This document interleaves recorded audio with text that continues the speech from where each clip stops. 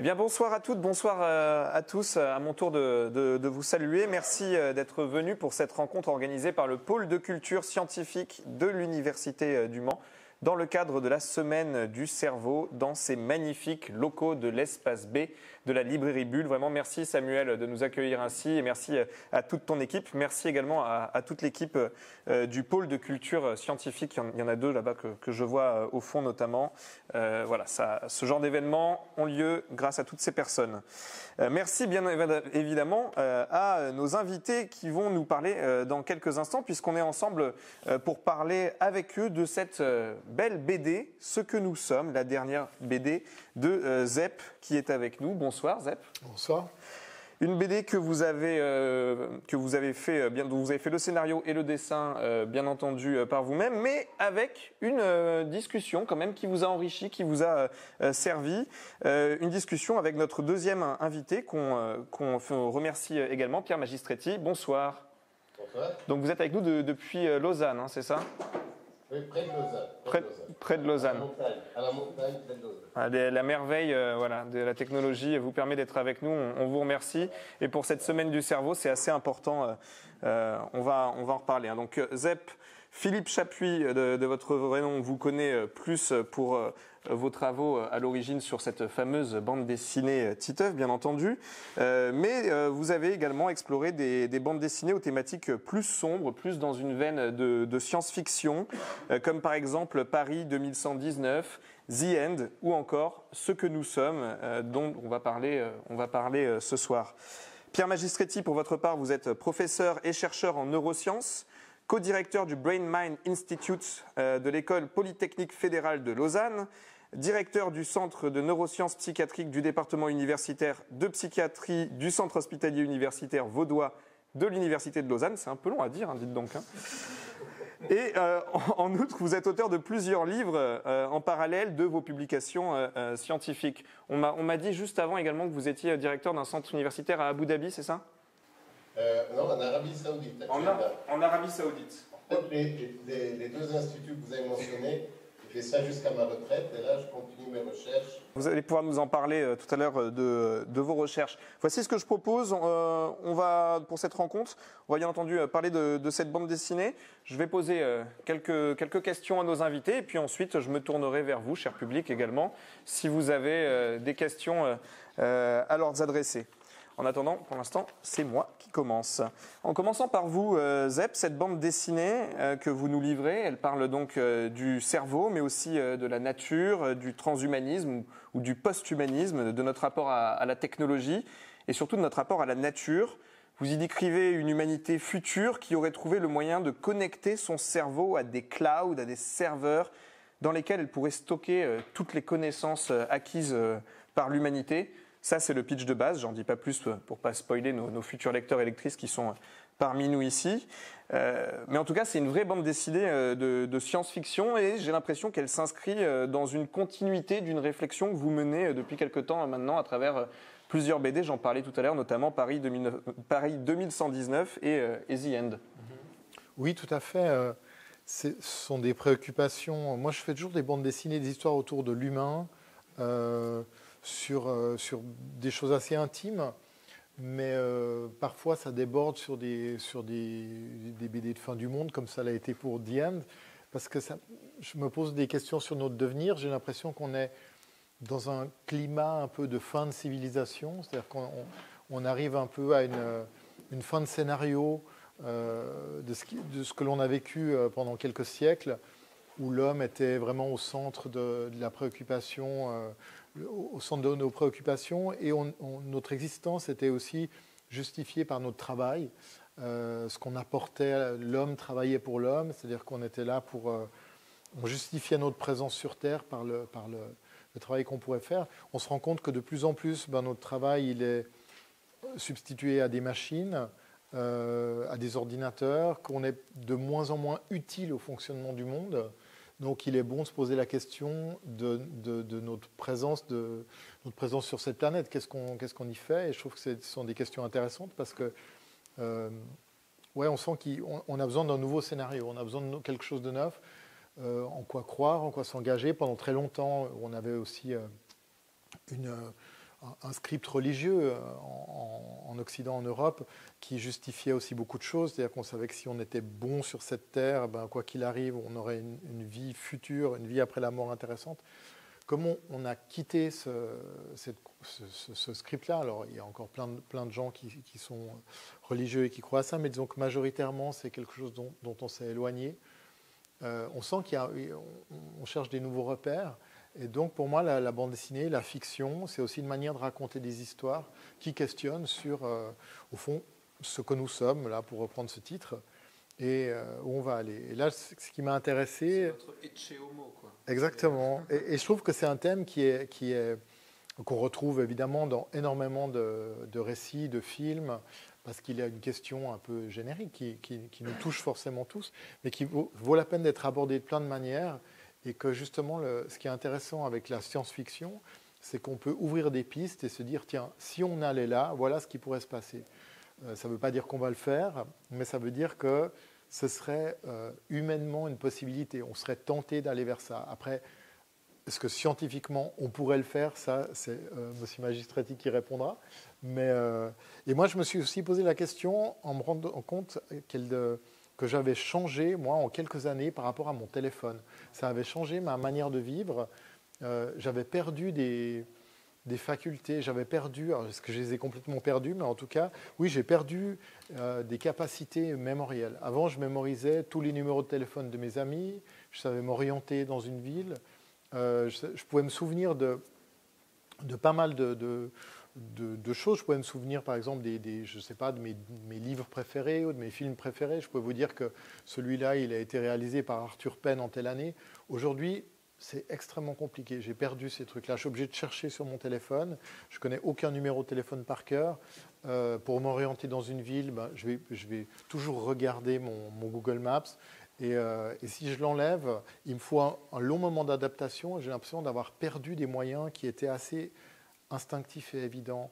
Donc, c'était ça un peu la base de la réflexion. C'était de dire on est déjà connecté à un cerveau extérieur.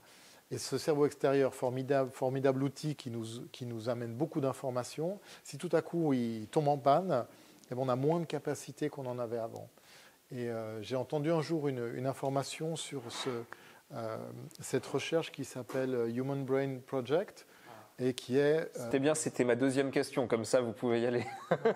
qui est un grand projet scientifique autour de la modélisation d'un cerveau humain de manière numérique, donc la numérisation d'un cerveau. Et j'ai trouvé cette info, pour moi c'était de la science-fiction. Donc j'ai commencé à essayer de trouver un maximum d'informations là autour et d'imaginer ce que pourrait être effectivement la totalité d'un cerveau humain numérisé si on pouvait s'y connecter, si on pouvait être relié à ce cerveau humain, tout ce qu'on pourrait faire.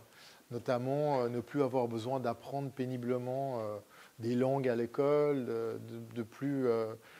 on aurait accès à un savoir fantastique en quelques téléchargements, en fait. En quelques secondes, on pourrait télécharger, par exemple, toutes les langues parlées sur Terre, les langues anciennes. Donc, j'ai commencé à imaginer cette histoire dans un futur proche où des humains auraient la possibilité de se connecter à un cerveau numérique, un second cerveau, qui leur permettrait de décupler leurs connaissances. Et puis j'ai cherché des informations autour de ce projet, savoir exactement de quoi il s'agissait. Et c'est comme ça que j'ai rencontré le professeur Magistretti, qui lui a participé à ce projet, donc il a pu me donner beaucoup d'informations, me raconter des choses encore plus incroyables que ce qu'on imagine dans la fiction. Donc c'est ce qui est aussi intéressant, c'est que la fiction et la science peuvent avoir ce dialogue. Alors la fiction peut se permettre de dire un peu n'importe quoi, parce qu'on peut aller on a une licence poétique, on peut raconter des histoires, on peut imaginer des histoires, mais elles partent d'un postulat scientifique c'est un peu notre manière d'approcher la science et de la communiquer au public qui, lui, n'est pas forcément scientifique. Voilà. Il y a une promesse qui est faite à l'humanité dans le progrès technologique, une espèce de promesse d'un mieux vivre permanent, d'un progrès permanent, d'une évolution qui ne serait plus biologique mais qui serait technologique et qui nous emmènerait vers une maîtrise totale des forces de la nature, qui éloignerait la souffrance, la mort, etc. Et vous, à travers vos bandes dessinées, j'ai l'impression, en tout cas celle dont j'ai parlé, que vous remettez un peu à plat cette promesse, que vous essayez de débunker un petit peu ça. Vous êtes plutôt du style à dire qu'on a besoin de retourner vers la nature? Je pense, ouais. J'ai l'impression que cet humain augmenté, qui a une espèce de fantasme dont on parle beaucoup dans les médias, c'est un humain qui est de plus en plus assisté. L'exemple que je donnais avec le téléphone, on est déjà un humain augmenté quand on a un téléphone portable. Et alors, il peut y avoir des progrès technologiques qui permettent le professeur Magistretti en parlera, mais de piloter des prothèses, c'est formidable. Mais il y a aussi toute une part c'est quand même une assistance qu'on nous propose. Vous n'êtes pas copain avec Elon Musk alors? En tout cas, je ne partage pas son envie autour de l'humain augmenté. Pour moi, on ne va pas vers un humain augmenté, on va vers un humain diminué. Et j'ai l'impression que le problème, c'est que on a besoin d'un dessin plus large, c'est-à-dire que de savoir, au fond, à quoi on sert dans cette histoire sur Terre, au fond, pourquoi on est là, parce qu'on est une espèce extrêmement intelligente, avec des capacités incroyables, qu'on utilise à faire des choses pas tellement incroyables, je trouve, majoritairement. Et en plus, cette évolution qu'on a faite, c'est un peu une illusion, parce qu'au fond, on vit dans une hypertechnologie, mais que pratiquement personne ici, je pense, est capable de reproduire. Moi, je ne sais même pas faire une ampoule.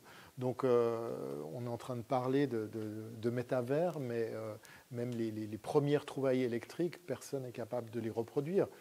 Donc, on vit assisté par une technologie qui est fabriquée par une toute petite partie de la population, avec une illusion qu'on est extrêmement développé et évolué, mais au fond, je pense qu'on a perdu aussi un certain nombre de capacités instinctives, cognitives qu'on avait. On ne sait pas, par exemple, si on me lâche dans la forêt, je ne sais pas m'orienter, je ne sais pas comment me nourrir, je ne sais pas faire la différence entre un aliment sain et un aliment toxique. Je pense que nos ancêtres, il y a 10 000 ans, le savaient. Je ne sais pas comment me comporter avec des animaux. Il y a beaucoup de choses en fait, on est peu adapté à notre environnement. Et je pense qu'on a quelque chose à jouer là-dedans. Ouais. Pierre Magistretti, avant de parler un peu plus de vos travaux, sur cet effet des technologies sur le cerveau humain, parce que c'est quelque chose que je me suis posé cette question en lisant la bande dessinée. On a quand même du recul en termes de neurosciences. On a vu l'arrivée des téléphones portables, etc. On a pu mesurer des effets sur le cerveau humain de ce genre de technologie? Disons oui et non. Ça dépend. Technologie, c'est un terme très, très large. Donc, ce qui est intéressant, ce qui est montré dans cette bande dessinée, c'est comme Zepp l'a dit à d'autres occasions, c'est une sorte de fable, mais c'est une fable qui est basée sur des piliers qui sont scientifiquement crédibles, c'est-à-dire, par exemple, cette interface entre les microchips et le cerveau, ce qu'on appelle Brain Computer Interface, BCI, par exemple. Les microchips, c'est? Voilà, c'est ça. Souvent, ce sont des processeurs. Des processeurs, d'accord. Quelque chose de cet ordre-là, qui sont, par exemple, capables d'enregistrer des centaines de milliers d'activités, de centaines de milliers de neurones, les digitaliser et permettre, par exemple, de piloter un bras artificiel ou des prothèses. Donc là, cette notion d'interface vraiment très directe, presque physique pratiquement, entre quelque chose qui est de l'ordre d'un ordinateur ou d'un microprocesseur et le cerveau est possible, et il y en aura certainement de plus en plus qui pourront être surtout utiles, moi je pense, à des suppléances, c'est-à-dire lorsqu'il y a des déficits de toutes sortes, que ce soit des pertes de neurones, que ce soit des traumatismes qui essentiellement aboutissent à des dysfonctions, on peut imaginer que l'on aura, et on en a déjà quelques exemples, on peut appeler ça aussi des neurones artificiels, qui vont s'intégrer dans les circuits neuronaux et et suppléer à une perte. La question fondamentale, et ça rejoint, alors je reviens après dans un instant à votre question initiale, c'est est-ce que sur un cerveau qui, disons, sain, qui n'a pas de pathologie, est-ce qu'on peut augmenter ses performances? Et ça, c'est, je crois, la vraie question qu'aborde le livre de Philippe et qui est une question fascinante, qui d'ailleurs... c'est une question éthique. Il y a une question éthique, complètement. Il y a une question éthique, il y a une question philosophique, il y a une question... et qui suscite beaucoup de discussions. Et en fait, moi j'aime beaucoup cette idée de contraster l'homme augmenté, soi-disant, et de parler plutôt de l'homme diminué. Et je donne toujours un exemple qui, pour moi, est très parlant, peut-être un peu simplifié, mais il est tout à fait réel. Si vous mettez des prothèses auditives à une personne qui entend bien, qui n'a pas un déficit auditif, ce qui est intéressant, c'est qu'après quelques temps, en fait, le cerveau, en quelque sorte, diminue l'efficacité du système auditif pour ne pas être surstimulé. Donc, si vous enlevez les prothèses auditives, vous entendez un peu moins bien. Donc, c'est l'homme diminué, parce qu'il y a une physiologie à maintenir. Alors que, bien sûr, si vous avez un déficit auditif, là, elles vont aider à récupérer un petit peu. Donc, moi, je pense que cette technologie, ces neurotechnologies, comme on les appelle, ont un grand potentiel thérapeutique, appelons ça comme ça, plutôt qu'un potentiel d'augmenter l'humain. Voilà. Mais bon, comme je dis toujours, c'est peut-être mon cerveau limité du 21e siècle qui me fait dire ça. J'en sais rien. Cette vidéo sera ressortie en archive dans un millénaire et puis on pourra juger vos propos à l'aune de l'histoire. Voilà. Comment s'est passée la rencontre, Zep, et vos discussions autour de cette bande dessinée? J'ai contacté Pierre quand j'avais déjà écrit une partie de... J'avais écrit une partie de l'histoire, mais j'avais pris des notes, je n'avais pas encore vraiment d'ossature. Je savais un peu où je voulais aller. Et on s'est rencontrés, et j'ai fait un peu le journaliste, en fait. Je suis venu avec mon téléphone, je lui ai posé plein de questions qui étaient orientées autour de mon récit. Et après, lui m'a aussi donné beaucoup d'informations auxquelles moi, je n'avais pas du tout pensé. Par exemple, la question énergétique. Notre cerveau humain marche avec 20 watts. Donc c'est l'équivalent d'une ampoule, alors que si on constituait ce cerveau, cette réplique numérique d'un cerveau humain, il faudrait, vous m'aviez dit à l'époque, l'énergie d'une ville. Ouais, voilà. Donc effectivement, c'est assez improbable qu'un jour on ait tous un cerveau numérique assistant. Si un projet comme ça se développait, il serait forcément réservé à une toute petite partie de la population, extrêmement privilégiée, parce qu'on ne va pas pouvoir, ou alors il faudrait trouver une nouvelle source d'énergie infinie, et là ce sera... Voilà. Mais dans l'état actuel des choses, même dans un futur proche, il faudrait tellement d'énergie pour faire fonctionner un seul de ces cerveaux assistants que voilà. Donc c'est le postulat du livre aussi qui a été fait à partir de ce que m'a dit Pierre, c'est que dans ce futur proche dans lequel vit le héros, eh ben toute l'énergie a été accaparée pour ce projet. Et c'est une partie de la société privilégiée, des humains augmentés, vivent dans des villes ultra technologiques qui accaparent toute l'énergie, et le reste de la population, on les appelle les gens de la forêt parce qu'ils doivent vivre dans des conditions beaucoup plus simples, sans électricité, sans réseau, sans fibre optique, enfin sans toute cette technologie parce qu'il n'y a plus d'énergie pour la faire marcher. Ouais, c'est marrant parce que c'est un récit qui est à la fois utopique et dystopique selon le point de côté de la barrière où on se place, quoi, en fait. Oui, c'est souvent, en fait, la science-fiction, c'est souvent une caricature à peine forcée de nos inégalités. Société, ouais. En tout cas, d'un des travers de notre société. Ce genre de collaboration scientifique autour d'un projet artistique, c'est pas la première fois que vous le faites, puisque vous aviez mené une collaboration similaire autour de votre BD The End, cette fois-ci avec des biologistes, ça, des botanistes? Avec le botaniste Francis Allais. Et ça avait été aussi passionnant parce que justement, d'ouvrir le dialogue permet aussi de tout à coup trouver plein de pistes narratives. Et puis, c'est vrai que j'avais un petit peu peur. Je me disais, comment des grands scientifiques vont accueillir l'idée qu'on vient les interviewer pour faire une bande dessinée où on va raconter des choses qui ne sont pas très... qui n'ont pas de... Ça reste de la science-fiction. Voilà, c'est de la science-fiction.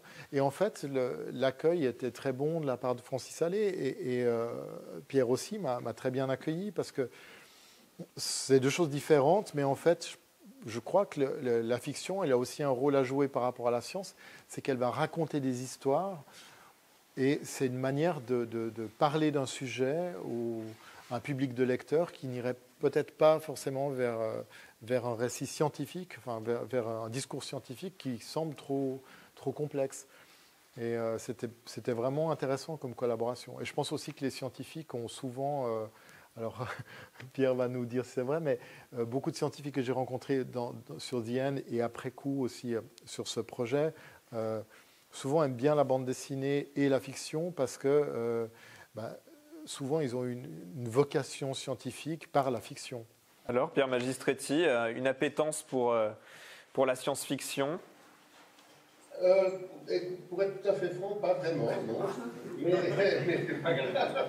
Mais par contre, j'ai une affection particulière pour le dialogue avec des non-spécialistes. Je pense que c'est franchement, c'est presque un devoir, j'allais dire, de la part de scientifiques de communiquer ce qu'on fait.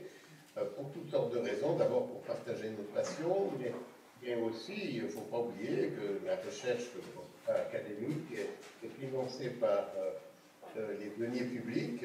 On est en quelque sorte redevable d'expliquer ce qu'on fait avec cet argent. Et puis aussi pour susciter des vocations chez des jeunes. Donc en fait, je connais très bien la Semaine du Cerveau. En fait, j'ai été un des fondateurs de la Semaine du Cerveau en Suisse et participer à ce développement en Europe parce que vraiment je crois beaucoup à la communication scientifique, disons, pour des non-spécialistes et j'ai trouvé cette idée de Philippe vraiment sympathique. Ensuite, j'ai beaucoup aimé dialoguer. Oui, comment vous avez vécu de voir Zep débarquer avec son dictaphone comme ça à votre rencontre? Aucun problème. Aucun problème. J'aime bien parler de la science. Donc là, c'est aussi une opportunité d'évoquer les questions énergétiques, d'expliquer ce que c'est, par exemple, les mécanismes. D'ailleurs, ils sont abordés très bien, très légèrement, mais bien, d'apprentissage, de modification des synapses par l'apprentissage. Donc, comment, en fait, quelque part, notre cerveau a besoin d'être modifié par l'expérience pour apprendre. Et que là, il y aurait un vrai problème qui, d'ailleurs, est illustré par le fait que si cette connexion est perdue, on n'a rien enregistré parce que c'est complètement artificiel. Or, l'apprentissage implique une incarnation de ce qu'on a appris dans les synapses, pratiquement, qui ne peut pas se produire si on charge juste des informations qui ne s'intègrent pas à nos circuits. Voilà. Zep, ça fait donc 2 BD, on l'a dit, que vous avez appuyé sur cette collaboration avec des scientifiques. Quand on écrit une histoire, est-ce qu'on a conscience du moment où on franchit la barrière de la science pour aller dans celui de la fiction? Est-ce que c'est un acte qu'on fait consciemment ou pas forcément? On se laisse emporter par la narration aussi? Alors on peut se laisser emporter par la narration, mais pour moi ça reste, comme disait Pierre, ça reste une fable. C'est-à-dire que je ne vais pas réussir à développer un propos scientifique parce que ce n'est pas ma compétence, mais c'est juste aborder des questions qui m'intéressent, scientifiques, mais plus éthiques autour de la science ou philosophiques autour de la science. C'est lié à une curiosité. On a une curiosité, je pense qu'on est... on est tenté par le progrès, on est curieux du progrès. À partir du moment où quelque chose se présente à nous, des nouvelles possibilités, des nouvelles capacités, on a envie d'y aller. En tout cas, on a envie de voir. Ah, j'avoue que moi, apprendre le sumérien sans avoir rien à faire, ça m'intéresse. Franchement, ça fait rêver. Surtout le sumérien. Et en fait, très souvent, quand il y a un progrès, une avancée scientifique, on a envie d'y aller. Et après coup, on va peut-être se dire que ce serait bien de convoquer un comité éthique pour voir quels vont être peut-être les dérives ou les choses que ça peut déclencher sur notre civilisation. Mais on le fait après coup, parce qu'on a d'abord envie d'essayer, on n'a surtout pas envie, avant d'y aller, que quelqu'un nous dise « Attendez, c'est peut-être bien de réfléchir, faut peut-être pas… » Enfin, c'est comme un magasin de jouets, on a envie d'essayer les choses qu'il y a dedans. Donc je pense qu'il y a ce côté-là, et puis il y a aussi beaucoup de fantasmes autour de la science. Parce que quand on dit, quand on entend Elon Musk, par exemple, il joue beaucoup sur ces fantasmes autour de l'humain augmenté, où ça fait miroiter un surhomme. Voilà, moi j'ai l'impression qu'on n'est pas tellement dans une question de surhomme. Et mon personnage, par exemple, cette hyper-technologie à laquelle il a accès, pour finir, elle ne sert pas à grand-chose, elle sert surtout à du divertissement. Parce qu'il a accès à toutes les connaissances actuelles, mais au fond, elles ne sont pas d'un intérêt énorme, vu que tout le monde a accès aux mêmes choses. Et ce qu'il utilise le plus, c'est une sorte de monde virtuel permanent, c'est-à-dire qu'il peut vivre ce qu'on peut vivre aujourd'hui avec un casque VR ou avec du jeu vidéo, mais comme c'est dicté par son cerveau, il en a une vraie expérience, c'est-à-dire qu'il ressent dans son corps ses contractions musculaires, le goût, l'odeur. Tout est complètement réel. Il peut vivre, ses parents qui sont morts vivent toujours, il continue à aller les voir parce qu'au fond, le lien qu'il a avec eux, il les voit, il les touche, tout semble réel. Et l'ordinateur continue à faire vivre ses parents parce qu'il a suffisamment d'informations pour eux pour les faire vivre de manière crédible. Et c'est aussi des questions importantes, je trouve, que la mort réelle et la mort numérique. On l'a vu d'ailleurs dans des questions éthiques il n'y a pas si longtemps, où Facebook proposait de continuer à faire vivre des gens qui ont disparu en alimentant leur compte Facebook, parce qu'au fond, l'ordinateur, avec toutes les données qu'on lui fournit, enfin les datas avec toutes les données qu'on leur fournit, ils sont capables de vous faire vivre de manière plus précise que les souvenirs de vos meilleurs amis. Donc ça, c'est aussi des questions qui sont à la fois fascinante et inquiétante. Il y a un épisode de la série Black Mirror aussi qui traite de ce genre de sujet, voilà, assez proche. Black Mirror a beaucoup exploré ces questions justement de la manière dont on délègue nos vies au numérique. Et par exemple, Constant, le personnage, donc lui va se retrouver déconnecté de ce cerveau numérique, donc il va perdre absolument tout ce qu'il avait sur ce cerveau. Et comme il a peu appris de choses, mais il a surtout téléchargé des choses, il se retrouve avec des capacités extrêmement réduites. Il ne sait plus s'exprimer, il ne sait plus lire, il ne sait plus écrire, il ne sait plus s'orienter. Et il n'arrive plus à savoir si ses souvenirs sont des souvenirs réels ou si ce sont des souvenirs qu'il a uniquement téléchargés. C'est que des expériences virtuelles. Et je pense que même en allant là-dedans, on soulève la question de la réalité. Qu'est-ce qu'est la réalité? Parce qu'à partir du moment où une expérience virtuelle peut reproduire les réalités complètement, est-ce qu'elle est moins réelle que la réalité? Donc, est-ce qu'on arrivera à faire la différence dans nos souvenirs? Je suis curieux de savoir. Pierre Magistretti, théoriquement, bien sûr, a priori, on n'a pas encore les moyens technologiquement de faire ce genre de choses, mais dans la théorie, ça vous semble possible d'arriver à recréer ce genre d'expérience pour un cerveau humain à partir de la connexion avec des machines? Moi, je pense que c'est possible dans la mesure où il y a une expérience. C'est-à-dire qu'il faut vivre l'expérience. Alors, la réalité virtuelle, on va l'améliorer de plus en plus. Il y aura des immersions qui donnent, oui, ces sensations somatiques donc dans le corps. Je pense que c'est possible.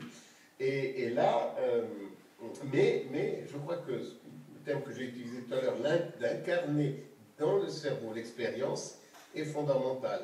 Et donc, il faut. Alors, ce qui va se passer, si on y arrivait, c'est effectivement de distinguer qu'est-ce qui est réel et qu'est-ce qui a été produit dans cette réalité virtuelle. Et on en a un aperçu dans une condition pathologique psychiatrique, qui sont les hallucinations, notamment chez les patients schizophrènes. Donc, le problème des hallucinations, et qui est très angoissant, c'est de ne pas savoir si les voix qu'on entend sont réelles ou pas. Et donc, je pense que pousser très loin cette réalité virtuelle qui devient une vraie expérience, pourquoi pas, mais je pense que ça peut créer tout de même une certaine anxiété ou un certain... oui, donc ça peut être vécu comme une hallucination. Donc y compris la possibilité de télécharger une connaissance, un livre dans le cerveau de quelqu'un directement, c'est quelque chose qui peut sembler théoriquement possible un jour. Ça dépend ce qu'on entend par télécharger. De nouveau, moi je crois à la possibilité actuelle, à l'amélioration de tout ce qui est actuellement disponible en réalité virtuelle. Maintenant, d'aller activer des circuits neuronaux en téléchargeant, comme c'est présenté dans le livre, et de vivre, c'est là où, comme j'ai dit, pour l'instant, j'ai la peine à imaginer que ce soit possible. Et je pense mais même en admettant que ce soit possible, il faudrait voir si ça affecte réellement, comme la réalité dans laquelle nous vivons affecte directement nos cerveaux, nos connexions synaptiques. Est-ce que ce type de téléchargement, bon ça comme ça, va le faire ou pas, ou est-ce que c'est simplement une perception qui reste comme ça, qui n'est pas incarnée, qui n'est pas intégrée dans nos circuits? Est-ce que cela va laisser quelque chose? Non. Donc la question c'est de savoir, est-ce qu'on peut vivre une réalité virtuelle par cette approche, disons, de science-fiction? Maybe, je ne sais pas, peut-être. Mais est-ce que ça devient une vraie expérience? C'est ça la question. Voilà. Et ce projet dont vous parlez Zeb tout à l'heure, dont nous parlait Zeb tout à l'heure, pour lequel il vous a contacté, le Data Brain, Human Brain, voilà, que vous menez. Est-ce que vous pouvez résumer un petit peu en quoi ça consiste aussi pour le public et dire où vous en êtes du coup dans ces recherches-là? Bon.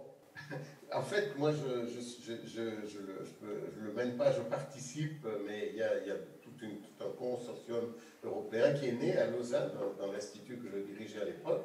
Le chercheur qui est à la pointe de ça, c'est Henri Markram, mais il y a beaucoup d'autres. C'est un projet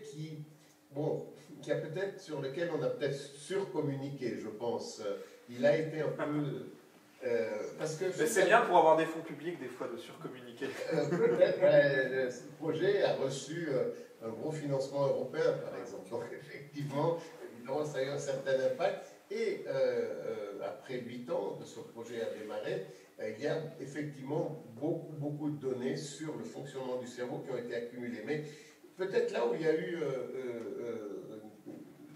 disons, où on a eu une surinterprétation, peut-être pas une surcommunication, les deux, j'en sais rien, c'est que l'idée, c'est pas vraiment de numériser, de créer un cerveau artificiel. L'idée, c'était à partir des données expérimentales, de développer des modèles mathématiques et qui ensuite pouvaient être intégrés dans des processeurs, des ordinateurs, et même produire disons, des images de fonctionnement de cerveau. Mais c'est de produire des modèles à partir des données expérimentales. Et ensuite de voir comment ce modèle reproduit ou pas les données expérimentales de départ. Et la plupart du temps, il ne les reproduit pas du tout bien.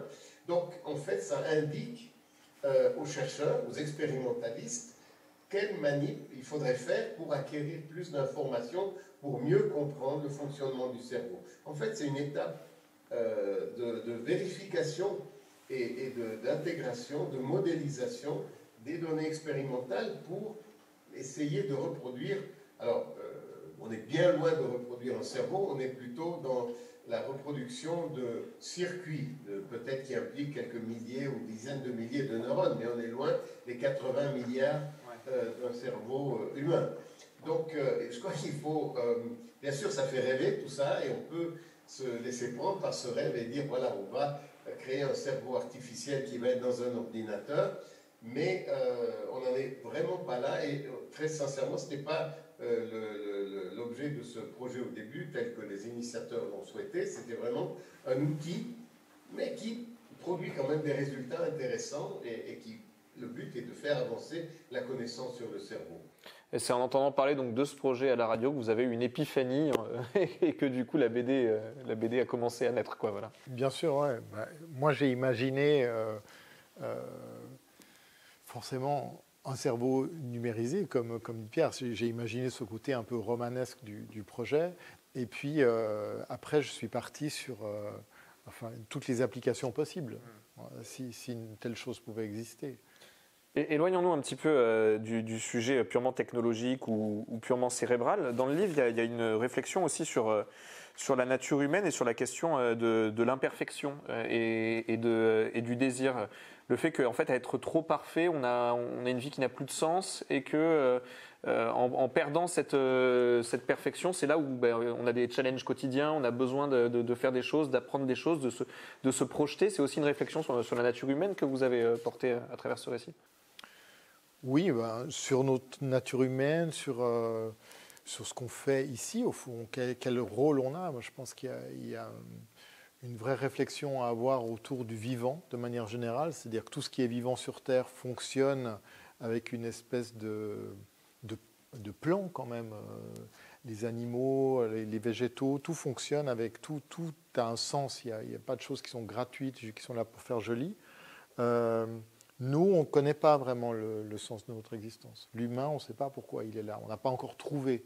Mais il y a probablement, on a quelque chose à jouer là-dedans. Parce qu'on est quand même une espèce avec des capacités incroyables. Et aujourd'hui, notre présence, on ne sait pas trop, justement, ce que je disais avant, cette fin de scénario où on a l'impression que ce qui a justifié notre existence pendant des siècles, c'est un peu en train d'arriver au bout.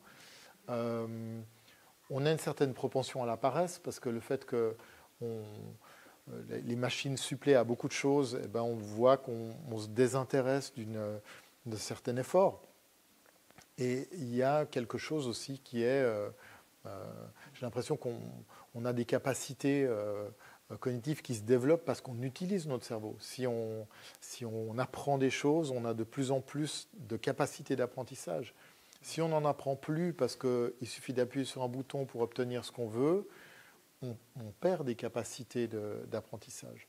Et ça, c'est quelque chose qui, en tant qu'auteur de fiction, me fascine et en tant qu'humain, m'inquiète. Le paradoxe dans tout ça, c'est que maintenant, cet ouvrage, vous l'avez fait naître en dessinant sur ordinateur. Est-ce que vous seriez encore capable de faire une bande dessinée juste à partir du papier maintenant? Ah oui, non, alors c'est dessiné sur du papier.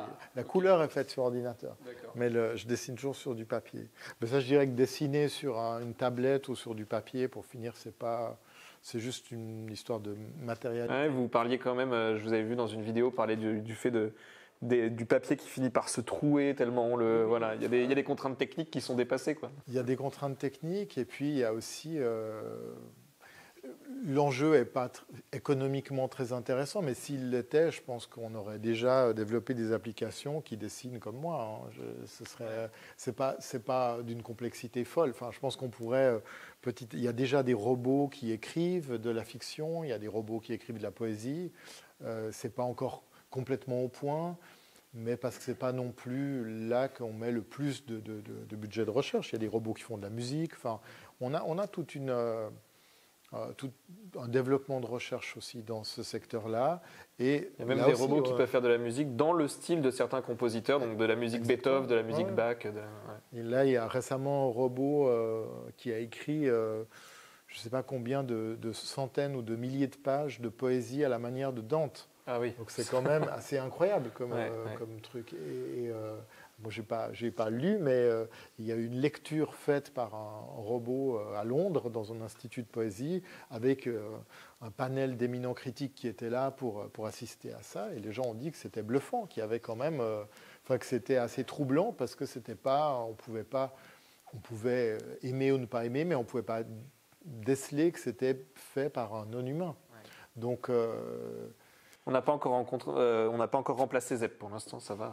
Voilà. Pas encore, mais je pense que c'est une affaire ça va pas forcément être très long. C'est pas que ce soit forcément hyper compliqué, mais on peut se poser la question de l'intérêt de faire ça. C'est-à-dire que si on nous enlève l'utilité de faire des choses, qu'est-ce qu'on va faire de nous ? Parce qu'au fond, notre sens, le sens de notre vie, c'est un peu ça, c'est de faire des choses. On est heureux parce qu'on fait des choses, ça nous donne une raison d'exister. Donc peut-être qu'il faut trouver d'autres raisons d'exister, peut-être justement de se reconnecter au vivant et trouver quelque chose à faire dans cette partition générale.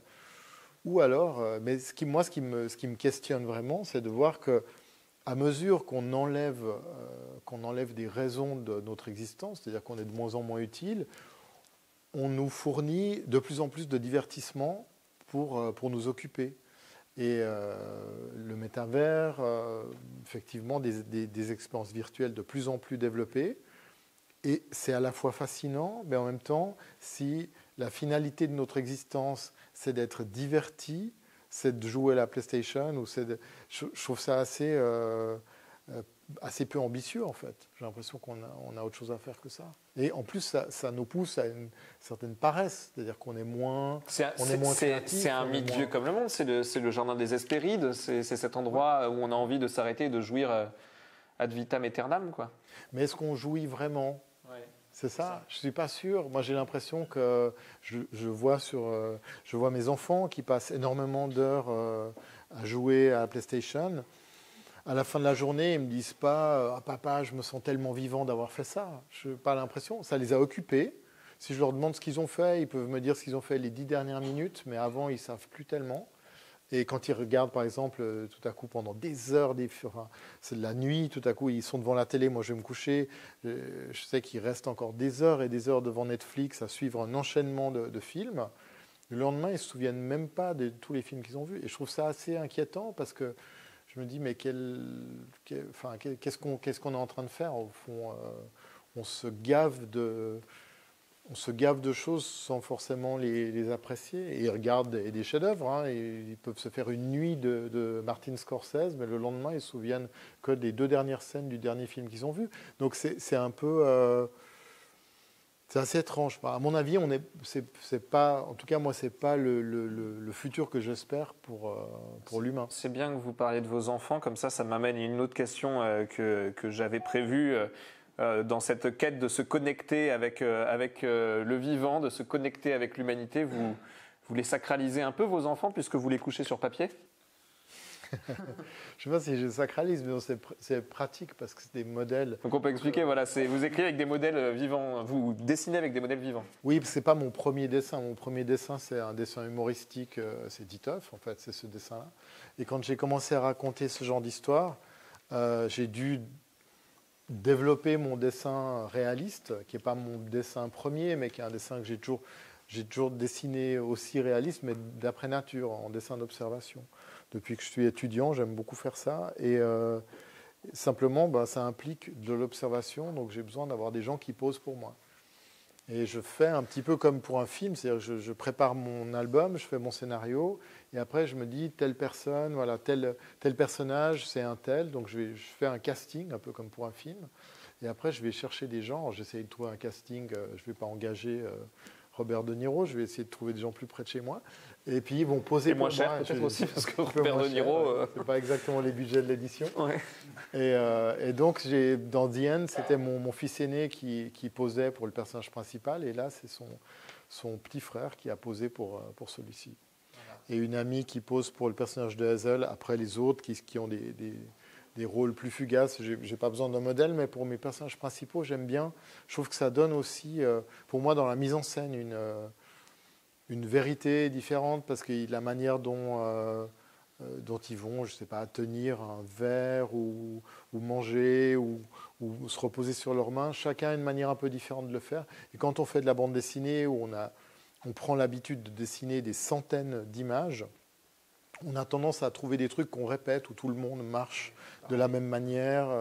Et là, de devoir dessiner des gens réels, forcément, on va... Ça met de la vraie vie. Ça met de la vraie vie. Et pour moi, c'est aussi une manière de continuer à enrichir mon dessin, à apprendre à dessiner, et je trouve ça assez réjouissant. Ça va, vos enfants, ils le font de bon cœur, ou ils sont en mode « Oh, papa, tu nous saoules ». Ça va, ils ne demandent pas de revenir dans un album suivant, généralement. Ils sont contents que ce soit un autre.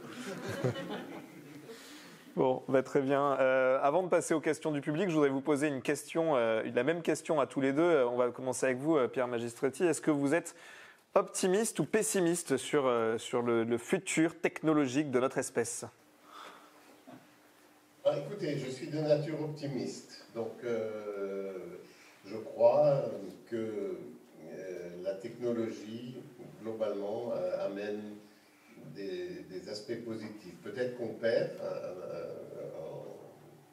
certaines compétences, mais on en acquiert d'autres, on améliore les conditions de vie.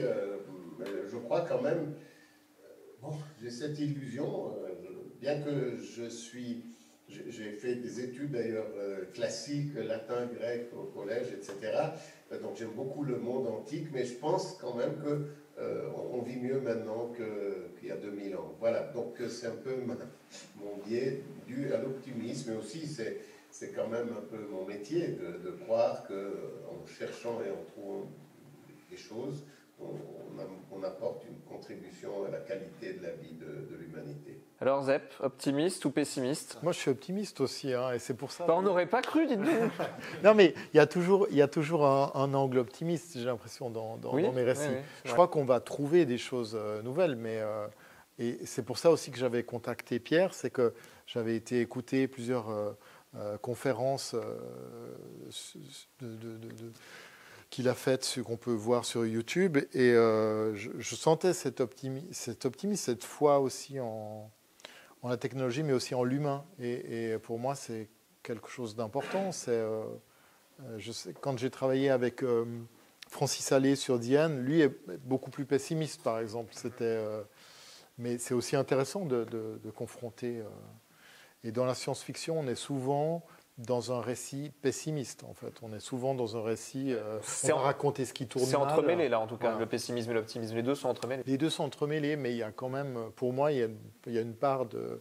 Même dans The End, où je raconte une extinction presque de l'humanité, il y a quand même quelque chose ça peut sembler paradoxal, mais il y a quand même quelque chose d'optimiste, parce que je crois qu'on a la capacité de trouver des choses, d'évoluer encore. Et c'est quelque chose qui m'excite, qui excite ma curiosité.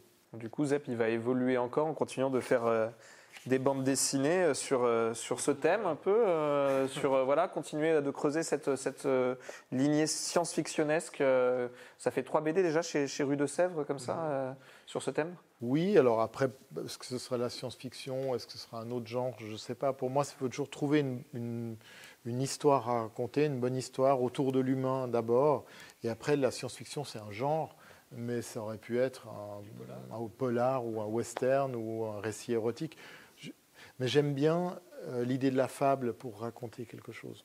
Eh ben, très bien. Merci du coup d'avoir répondu à mes questions. On ne se quitte pas tout de suite parce que le public il en a probablement aussi des questions, donc on va commencer à se tourner vers vous.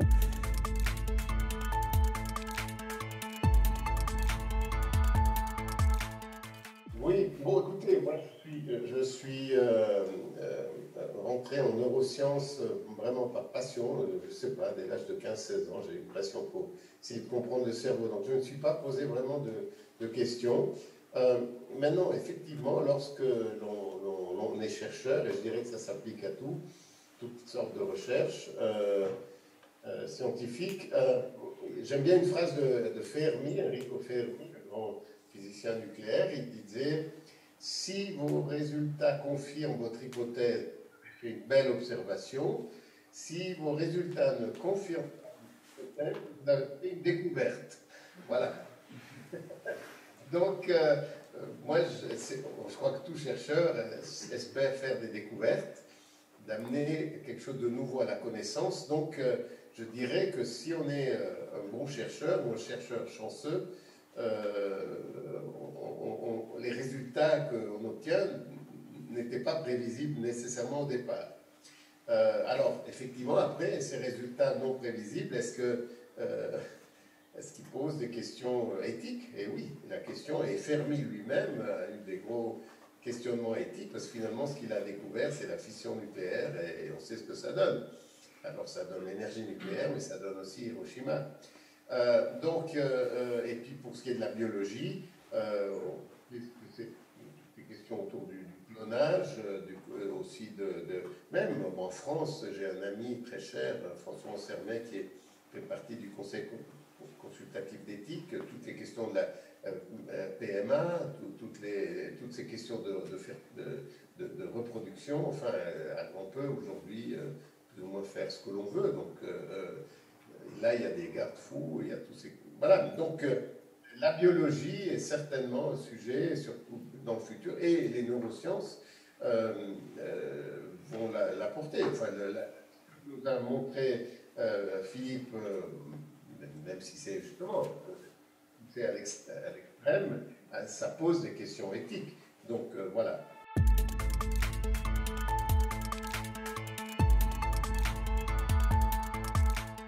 C'est ce que disait Pierre tout à l'heure par rapport à la prothèse auditive, c'est-à-dire que si on stimule, si on donne quelque chose de déjà fabriqué technologiquement, que le cerveau n'a plus besoin de faire, il ne va pas le faire pour rien. Donc il va arrêter de le faire. Et je pense que oui, on a perdu de la capacité du mémorial. Comme on se rend compte qu'on a perdu de la capacité d'attention, on est moins... Mais la question, Pierre Magistretti, c'est est-ce que du coup, cette capacité que le cerveau choisit de ne plus investir, est-ce qu'il utilise sa puissance de calcul, entre guillemets, pour l'investir ailleurs? Et auquel cas, c'est un transvasement actif et pas tant une perte ou pas? Est-ce que vous avez des données là-dessus? Évidemment, on ne peut pas répondre de manière définitive. Oui, catégorique. Sauf l'exemple que j'ai donné qui est un peu simpliste, mais qui quand même pour moi est illustratif sur la question de la prothèse auditive. Mais ce que peut-être aussi pour rejoindre un peu le commentaire précédent, moi, et combiner tout ça, enfin, je ne crois pas vraiment dans le cerveau augmenté. Je pense qu'on a une machine dont on peut peut-être améliorer le fonctionnement, mais vous savez, il n'y a pas nécessairement besoin d'être philosophie, enfin la méditation, toutes sortes aussi de vous avez plein de livres de self-help, comment être efficace, comment ci, comment ça. Je ne dis pas que c'est nécessairement bien, mais on peut, je pense, utiliser l'utilisation de notre cerveau sans besoin de l'augmenter. Voilà.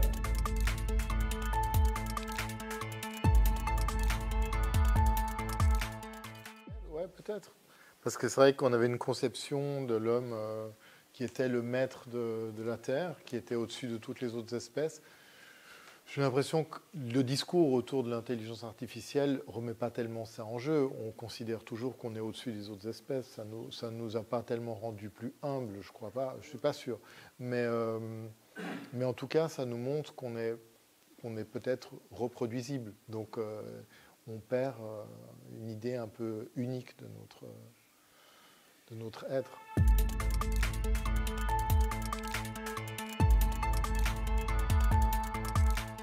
Je pense pas, parce que moi, mon approche, déjà, c'était d'aller interviewer ces gens. Donc, je suis pas. Mais après, quand on écrit des histoires de science-fiction, quand on écrit de la fiction, on ouvre des pistes qui sont pas les pistes qui sont pas des pistes scientifiques, sont des pistes fabulaires plutôt. Et là, ça ouvre des questions éthiques, mais qui sont intéressantes à aborder aussi scientifiquement, ouais, je pense.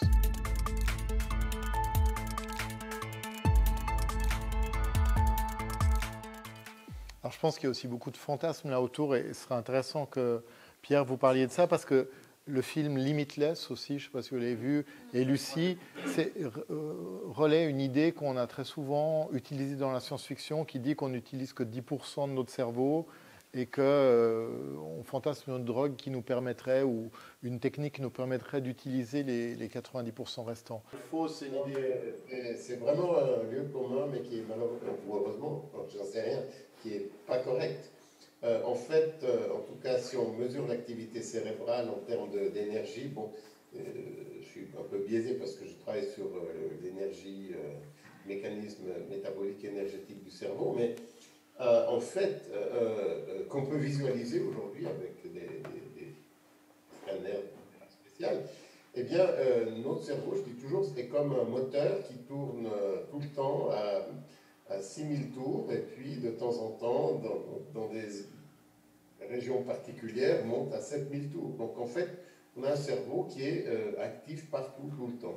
Et donc cette idée qu'on n'utilise que 10% de notre cerveau, elle est malheureusement inscrite un peu dans le collectif. Mais ce n'est pas le cas, et je ne suis pas d'ailleurs le seul.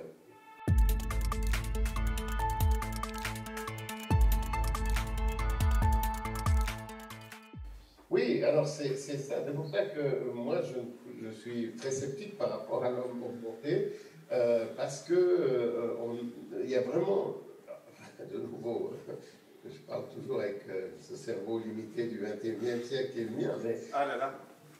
mais il y a vraiment une optimisation. Il y a beaucoup d'études, alors justement de modélisation, entre autres, qui ont fait partie du projet Human Brain Project, mais aussi d'autres, qui démontrent une efficacité vraiment assez exceptionnelle du transfert d'informations au niveau synaptique par rapport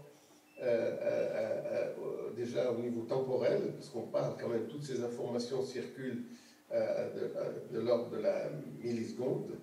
Les signaux électriques neuronaux sont en dessous de 10 millisecondes. Et chaque neurone, on a 80 milliards de neurones, et chaque neurone est plus ou moins en permanence bombardé par 10 000 autres synapses qui arrivent, d'autres neurones intègrent ça, et tout ça se passe en quelques millisecondes. Donc c'est difficile d'imaginer que ce soit plus rapide, mais comment on pourrait le rendre plus rapide? On sait comment le rendre plus lent, mais pas plus rapide.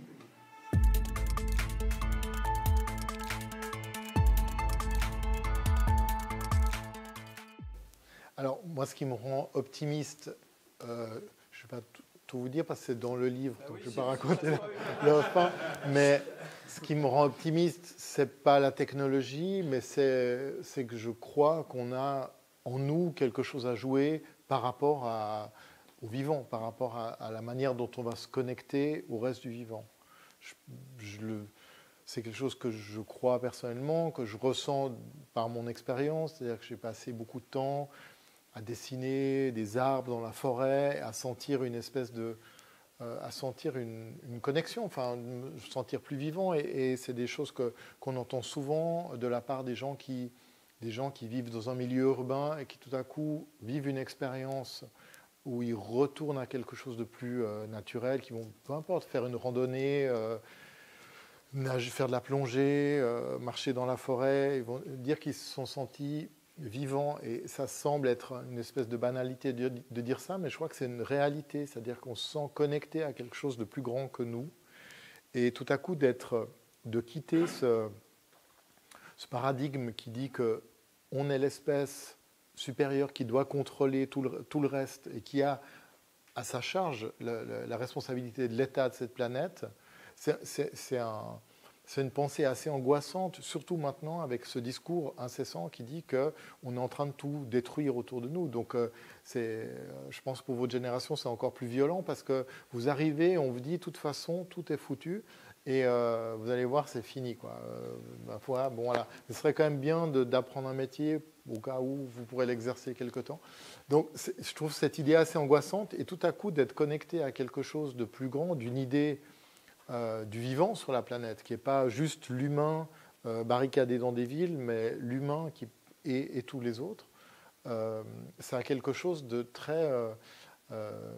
ça rend plus serein. Voilà. Pour moi, ça me rend optimiste. Alors, je n'ai pas trouvé exactement ce qu'on a... Je n'ai pas trouvé du tout, d'ailleurs, ce qu'on avait à faire dans ce dessin général, mais je pense qu'à un moment, on a choisi, enfin à plusieurs moments, on a pris des directions humaines qui nous ont amenés à nous couper du reste du vivant, qui nous ont amenés à vivre dans un univers coupé du reste, un peu aseptisé. Il y a eu ce fantasme, on l'a entendu beaucoup pendant le Covid. Moi, j'ai entendu des gens dire dans les médias, ce serait formidable de pouvoir désinfecter la planète. Ah oui, quand même. C'est assez inquiétant comme idée. Ça veut dire qu'il n'y aurait plus que nous, en fait. Comme si tout le reste était uniquement des choses, des bactéries et des choses qui nous mettent en péril. Alors que, oui, je pense qu'on a vraiment Ouais, quelque chose à retrouver de cet ordre-là. Mais je ne sais pas quoi. Enfin, je tâtonne comme tout le monde et je tâtonne avec la fiction parce que c'est mon métier. Mais je pense que il y a un autre avenir que simplement celui de se dire plus ou moins de technologie. La technologie, elle est là, c'est formidable. Elle peut être là pour le meilleur, comme des exemples que donnait Pierre. Elle est là aussi pour des choses qui sont de divertissement qui peuvent sembler un peu inintéressantes. Mais on a le choix, on n'est pas obligé de se soumettre à la technologie. Par contre, je pense qu'on n'a pas d'autre choix que de trouver un nouveau scénario humain que celui dans lequel on est aujourd'hui. Vous diriez que vous êtes un auteur écologiste ? Oui, en tout cas soucieux Dans le sens vraiment du rapport à la nature de l'écologie, oui, quoi. Ouais, je pense qu'on a vraiment un besoin de se reconnecter à la nature. Après, écologiste, c'est un programme politique en France, donc c'est toujours un peu réducteur de dire ça, mais oui. C'était ma question suivante. Est-ce que ça pourrait se traduire jusqu'à un engagement politique, justement pas forcément vous engagez-vous, enfin vous présentez-vous, mais dire des appels au vote, des appels à soutenir des causes, etc. Oui, c'est quelque chose... Moi, je viens d'un pays où on pratique la démocratie directe, donc on vote tout le temps. Alors, c'est un peu différent, mais bien sûr, il y a de belles idées qui se passent. Et moi, à titre privé, je me désole de voir que les accords de Paris, par exemple, ont très très peu été appliqués par les gouvernements qui les ont signés. Donc, ils sont engagés à faire un travail pour nous qu'ils ne font pas. Donc, oui, ça me questionne.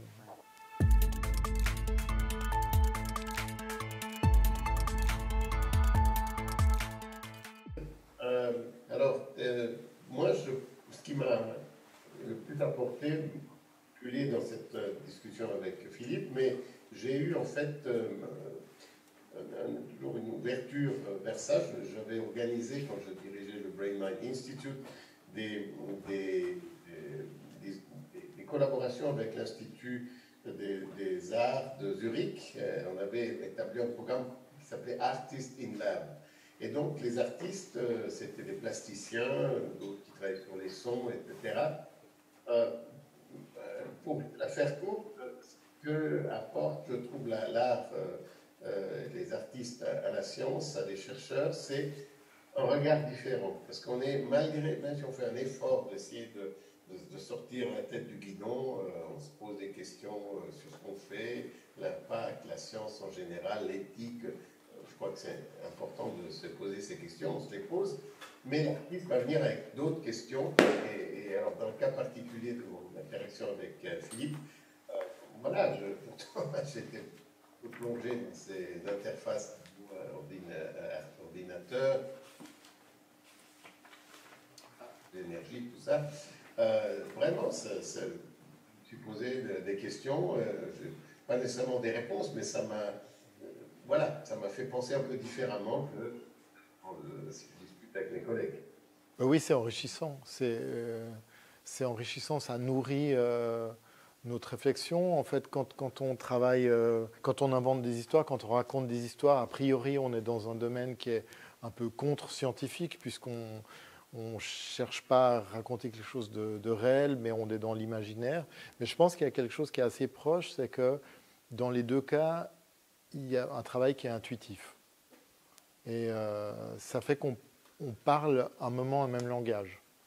Et après, pour les artistes, pour moi, en tout cas, c'est hyper intéressant d'être avec... Parce que moi, je vais raconter des histoires, mais je suis un touriste parce que je vais raconter une fois une histoire sur les arbres, après je raconte une histoire sur le cerveau, après je vais raconter une histoire sur la téléportation.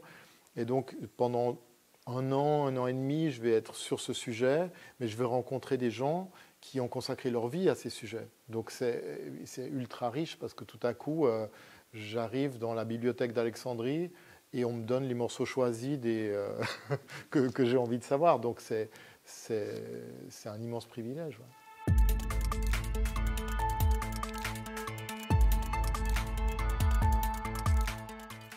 Non, alors elle ne vient pas de moi et ce n'est pas ma réflexion non plus. C'est un personnage du livre qui pose ce postulat, qui est son postulat, qui vaut ce qu'il vaut. Moi, je ne partage pas cette idée à 100%, mais il dit, voilà, on a appris des gestes, on a appris des choses. L'espèce humaine a appris, par exemple, à faire du feu. Enfin, il prend cet exemple. On a mis très longtemps à savoir faire ce geste, à le faire de manière évidente pour faire du feu. Et aujourd'hui, plus personne ne sait le faire. Donc il y a eu une régression. On vit dans une hyper-technologie, mais au fond, cette hyper-technologie, elle est fabriquée par une toute petite partie de la population, mais la plupart d'entre nous ne savent pas la reproduire. Donc c'est une illusion d'évolution. Alors c'est pas le message que je veux transmettre dans ce livre, mais c'est l'avis d'un des personnages qui dit c'est une illusion d'évolution. En fait, on n'a pas du tout évolué. On a cessé d'évoluer il y a 5000 ans. Et depuis, on n'a fait que suivre un chemin de civilisation qui nous a été imposé, mais qui n'a pas fait évoluer l'espèce humaine.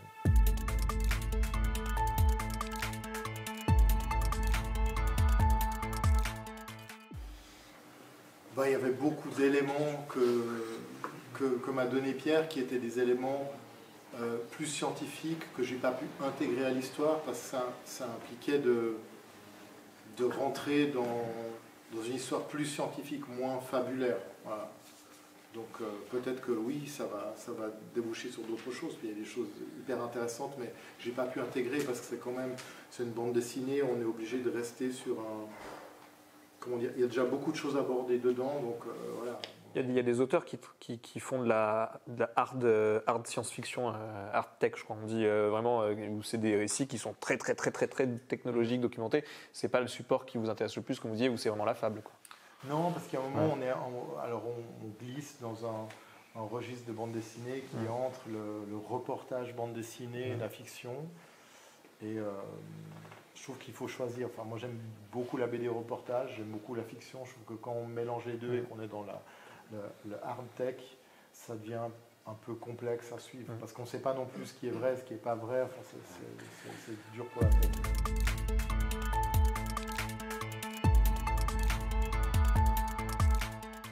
Oui, c'est ce qu'on appelle la plasticité cérébrale, pas dans le contexte nécessairement de l'apprentissage, mais de la suppléance.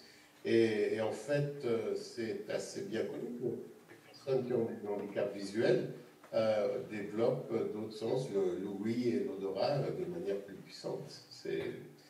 Donc oui, la réponse est oui.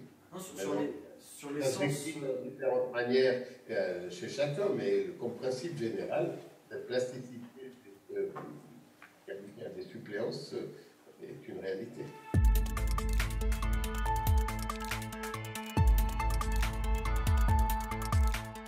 Ah oui, ça oui. En tout cas, dans ma jeunesse, j'ai lu les Tintins, les Astérix, les Lucky Luke, etc. Et puis, ça m'arrive, mes enfants, mon épouse aussi aiment bien. Enfin, il y en a toujours à la maison. Je ne lis pas énormément de bandes dessinées, mais oui, ça m'arrive. Moi, je trouve que c'est un média vraiment, c'est bien. Bon, et vous avez lu Titeuf ? Oui, bah oui, mes enfants. C'était la question sous-jacente, ça. Oui, enfin, tout celui autour de la sexualité. et d'ailleurs, oui, enfin, on avait un ami commun d'ailleurs qui s'est impliqué d'expliquer pourquoi dans la Genève calviniste, quand même un peu prude, pourquoi ce que Zepp avait fait dans cette bande dessinée sur la sexualité, c'était bien. En fait, ne témoigne pas du peur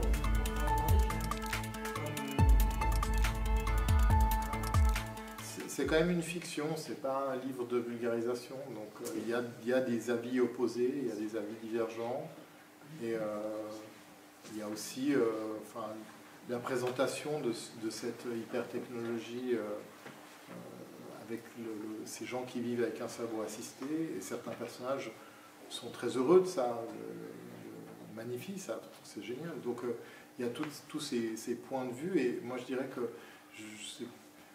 on n'est pas non plus binaire. Il y a des choses dans cette ultra-technologie qui est présentée là qui me fascinent. Et je le démontre pas comme quelque chose d'affreux. Pour moi, c'est pas un avenir affreux. C'est une possibilité avec, dans cette possibilité-là, forcément, parce que c'est un peu le genre science-fiction qui veut ça, il y a un dérapage. Mais je suis aussi partagé, c'est-à-dire que à la fois il y a des choses, les mêmes choses peuvent me fasciner en tant qu'auteur de fiction et me faire flipper en tant qu'humain.